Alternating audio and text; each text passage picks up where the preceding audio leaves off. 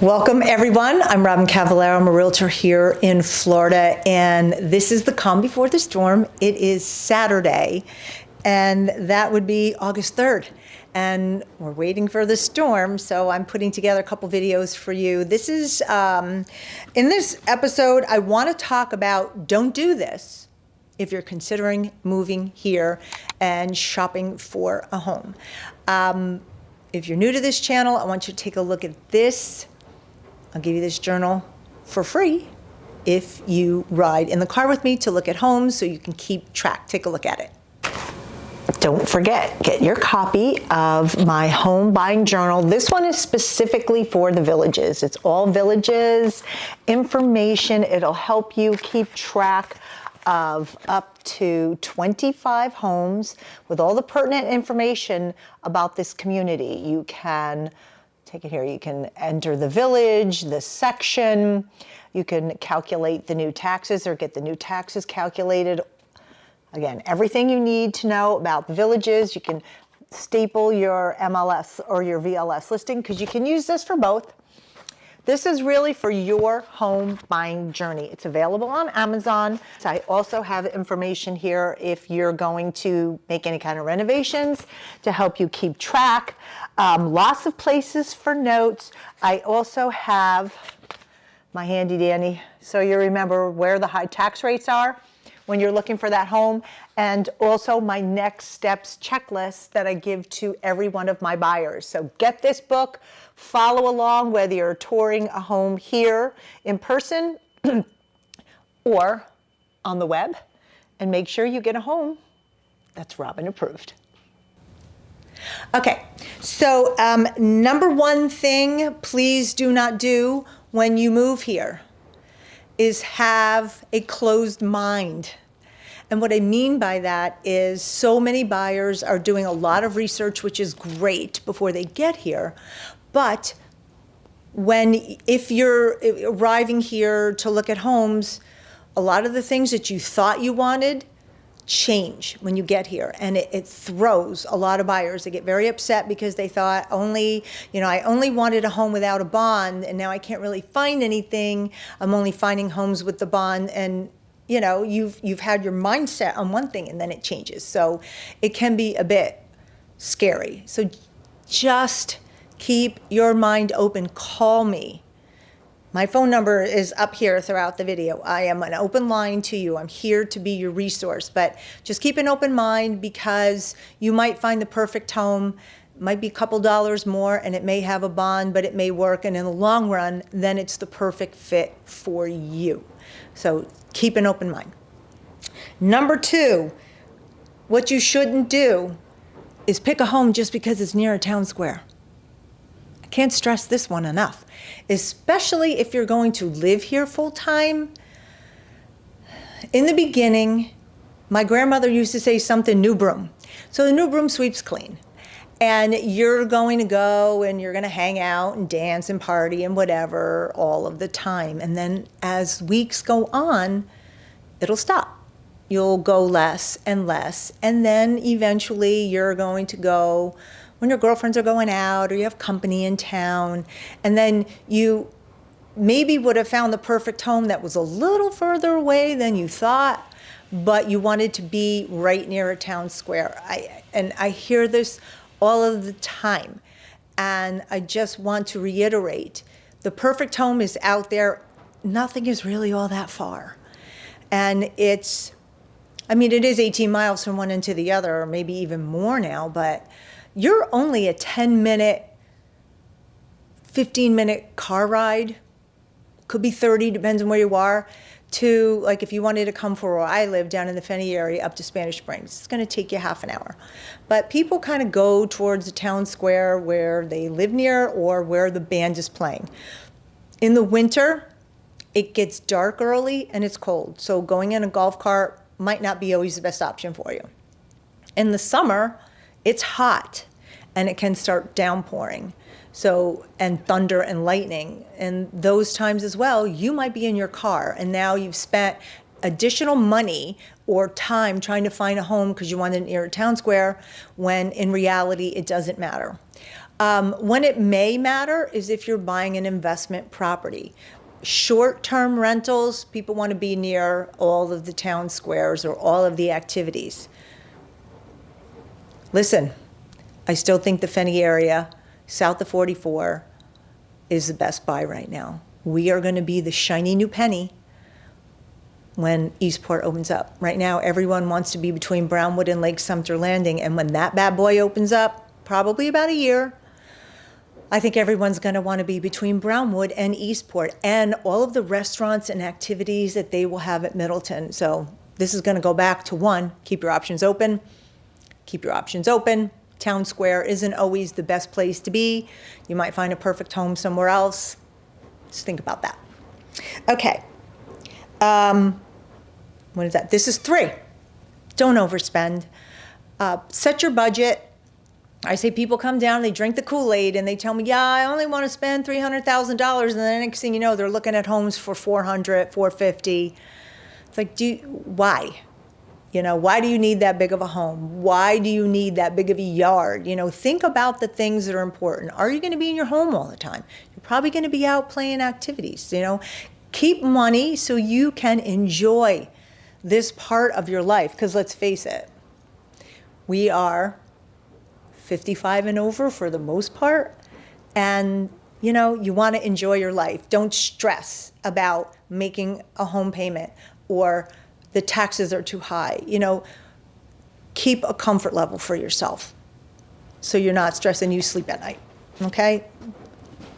Keep within your budget. Sometimes, like I have a 2-bedroom home. I'm one person, it's perfectly fine for me. Do I need a 3rd bedroom? No. You know, I just sold a home with a pool. I love that house. I could see my office in the enclosed and I overlooking the pool, but do I need a $700,000 house? No. Maybe if you're 2 people, you do, but just think about what your long-term goals are, set a budget, and keep to it. Now, if you have to go up $10,000, $15,000, that's different, but don't start spending $100,000, $150,000 more than you wanted to, even if you have it. Okay, that's my advice. All right, come prepared. If you're home shopping, come prepared. And what I mean by that is, if you're financing, have your pre-approval letter in hand.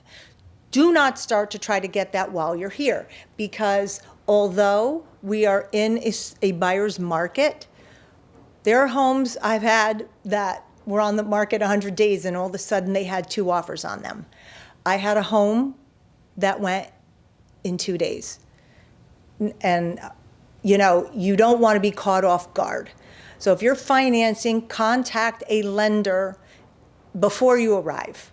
Get that pre-approval letter in hand so you know how much you can spend or what you're comfortable spending, and you have it and you are ready. Because you could lose out if you start to try to negotiate that prior to coming here, if it's a finance deal. Now, what I can tell you about getting financing is we just need a pre-approval letter from a lending institution to send with your offer. You do not need to use that lender. You can change lenders. It's just we need an application completed. Usually it's 5 days after we go into agreement, and you have to be ready by closing. So if you decide you're going to change lenders 3 weeks in, it might be problematic to get an extension on closing. So, you know, you would have to do all these things up front. But keep that in mind, come prepared. Pre-approval letter for finance with cash. We need a photo or a, you know, an image of wherever the funds are. It could be your bank statement, it could be a 401k, it could be a contract from the sale of your home. It has to have, if it's from a bank or your 401k or something, we just need the name of the institution and your name on it and enough money in there that shows you can finish the deal. You have enough funds to cover the sale. Now, just like with financing, you can send a 401k statement, but then you take the money out of your bank. You're not confined to that, but If you're a cash sale, this says, hey, we have the cash, and you have to be ready then with that cash at closing. So just keep that in mind. Come prepared so you don't lose out on a home that might be perfect for you, because then you're going to be upset. So come prepared. Was this 4? I don't remember. All right. Understand the difference between MLS and VLS. When you own a home here, you have a choice when you list your home if you want to put it with a MLS realtor like myself, or if you want to put it in the Village's system with one of their sales associates. Everyone's licensed. They're not realtors. We are. We have a code of ethics. I'm not saying they're unethical, but there is a difference.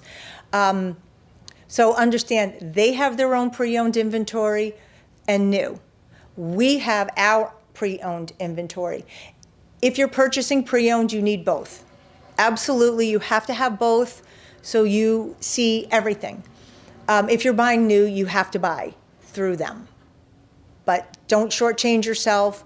Don't let anyone tell you you do not need both, because you do. It's in your best interest. Oh, and let's get back to lending. A couple times I've heard this, and it's highly illegal, but you do not need to use a specific lender to make an offer on a property. That's called steering, and it's illegal. So you can choose your own lender no matter whose home you're buying. No home should be considered more favorable because you chose a specific lender. Again, it is illegal to do that. So if you hear anyone saying that, it is not true. You don't have to do that. You can use your own lender, whomever you're comfortable with. Understand the different areas. So, you know, we have different sections, and you can shop by section on my website or look by section, but each area has its own nuances and its own pros and cons. So just make sure that you are knowledgeable about what you're going to find and where. So you can, you know, because when people first come down here, sometimes they're looking all over because they're looking at price and they're looking at bond, and they're not quite understanding that older homes are better buys and they have lower or no bond. So it might work for you, you know, but just understand there are differences in the areas. And I can't say, I mean, there's a couple, and I'm not going to say it here. There are a couple sections that I don't really like. If you're interested, you can call me and I'll tell you about them. But just be sure that you understand the differences, that's all. And costs to purchase a home. So when you are a cash buyer, your closing costs are very little. We pay property taxes in arrears, and the bond and the CDD are paid ahead. The title company will make those adjustments, and depending on the time of year, the seller will have to give you a credit for the property taxes. You pay the bill when it comes due, comes out in November. The CDD is paid ahead, and the bond, if there is a bond on the home, then you will owe the seller back that money. You don't have to do any of those calculations again. The title company will do that here for you. And lastly, now we're in this buyer-broker agreement situation. Make sure you select someone that you are very comfortable with, that you know is going to have your best interests, and that is going to tell you the truth about what you're looking at and making sure you get the right home for yourself. And that is going to be it for today. I'm Robyn Cavallaro. I hope you enjoyed this episode. If you have any questions, please use me as a resource. I'm here to help you. Until next time, I'll see ya.